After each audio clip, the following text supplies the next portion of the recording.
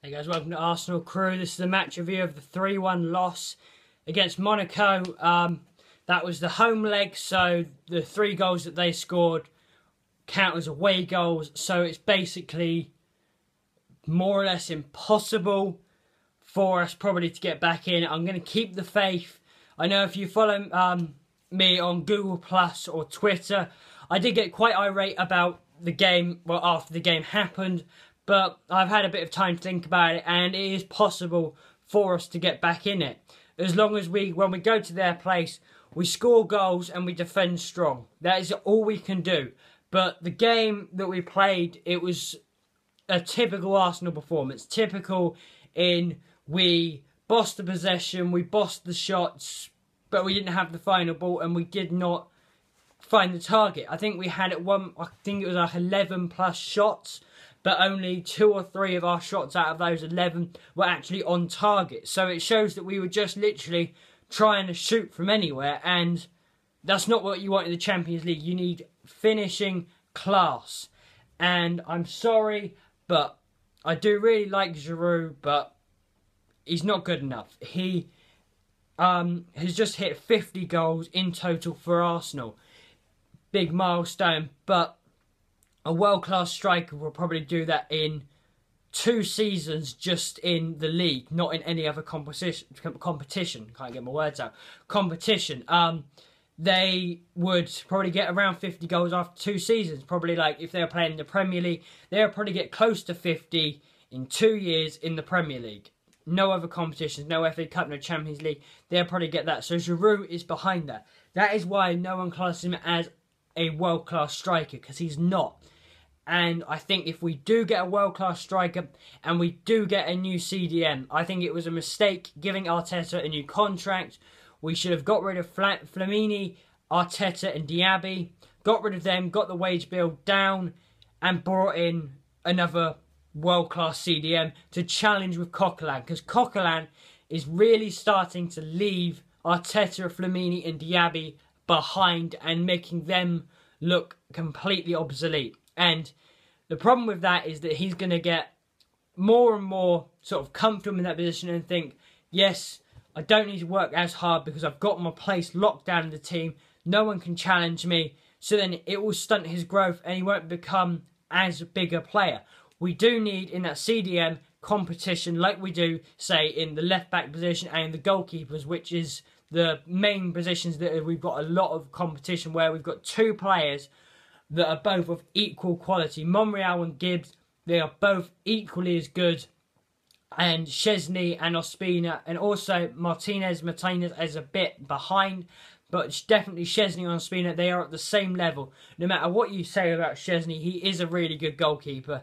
He just needs to work on his concentration, because his concentration, his decision making isn't the best. But when he does a good save, he does a damn good save. But we need that, and we definitely do need a striker. We need a striker, a world-class one. I'm a big fan. If you know, I am a big fan of Dybala from Palmiro in Italy.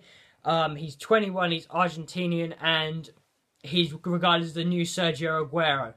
And that is the sort of player that we need. If you follow a certain community that is on Google Plus, that I'm very heavily involved with, you'll know that I did talk and mention about either Dybala or Cavani. Who would you like to see? And people, it was sort of mainly people were swinging towards Dybala, but there was quite a few people that still said Cavani. It was more or less a 50-50 split, but I think Dybala just sort of etched it a bit.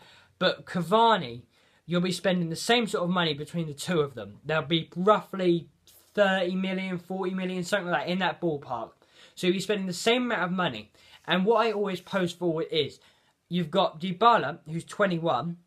He could probably give Arsenal probably 10 plus years, if he stayed with the club, of high quality performances. He'd be able to give you 10 years plus high quality performances. So he would be a good signing, because you get him for 30 million, he can give you 10 years of world-class strikerness. He may be not at the world-class stage yet, but he is still damn good. And then you've got Cavani on the other hand, who is just turned 28. So you would probably get, maybe, if you're really lucky with him, 3 or 4 years out of him at top level.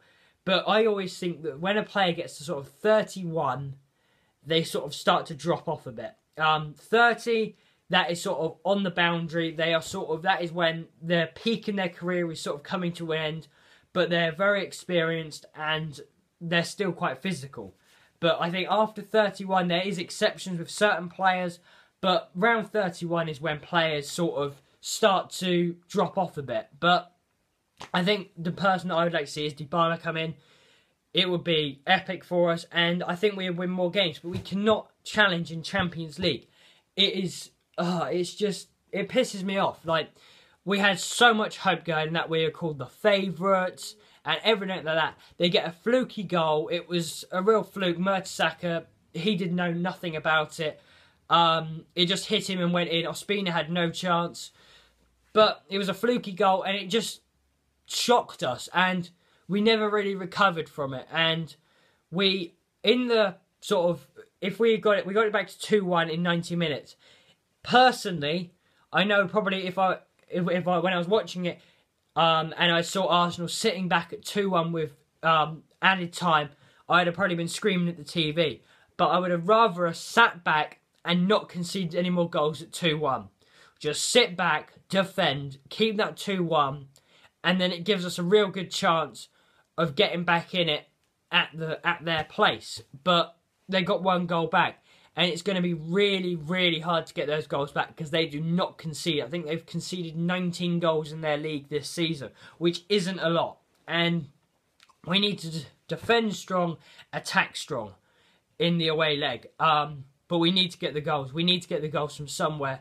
I don't care where they come from, but we need the goals in the second leg. It's as simple as that. And I'm really stressing about that game because I can just see it. I can see it now.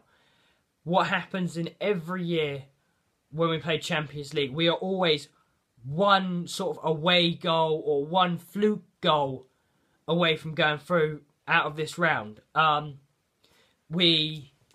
I can see that. I reckon, personally, I can see us winning maybe 2-0 there, which would bring the aggregates to 3-3.